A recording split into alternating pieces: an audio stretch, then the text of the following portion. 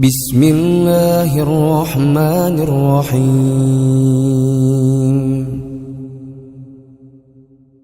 والنازعات غرقا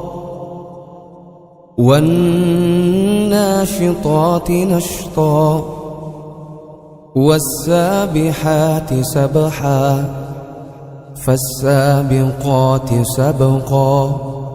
فالمدبرات أمرا يوم ترجف الراجفة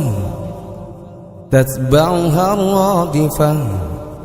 قلوب يومئذ واجفة أبصارها خاشعة يقولون أئنا لمردودون في الحافرة أإذا كنا عظاما نخرة قالوا تلك إذا كرة خاسرة فإنما هي زجرة واحدة فإذا هم بالساهرة هل أتاك حديث موسى إذ ناداه ربه بالواد المقدس طوى اذهب إلى فرعون إنه طغى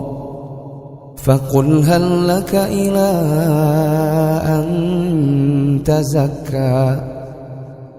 وأهديك إلى ربك فتخشى فأراه الآية الكبرى فكذب وعصى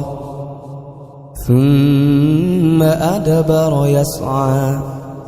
فحشر فنادى فقال أنا ربكم الأعلى فأخذه الله نكال الآخرة والأولى إن في ذلك لعبرة لمن يخشى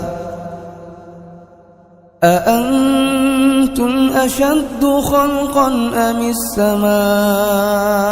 بناها رفع سمكها فسواها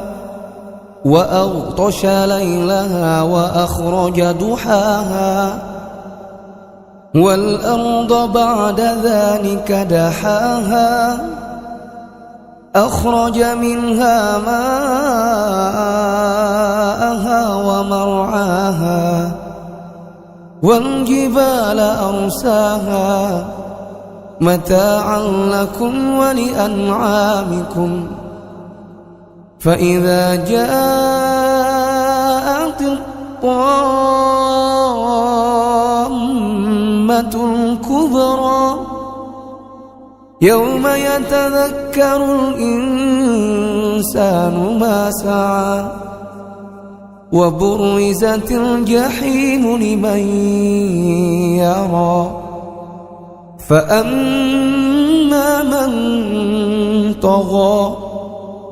وآثر الحياة الدنيا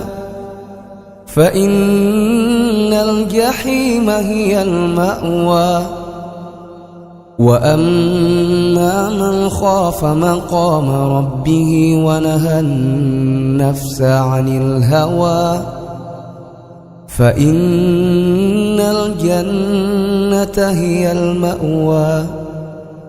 يسألونك عن الساعة أيان مرساها فيم أنت من ذكراها إلى ربك منتهاها إنما أنت منذر من يخشاها كأنهم يوم يرونها لم يلبثوا إلا عشية أو ضحاها.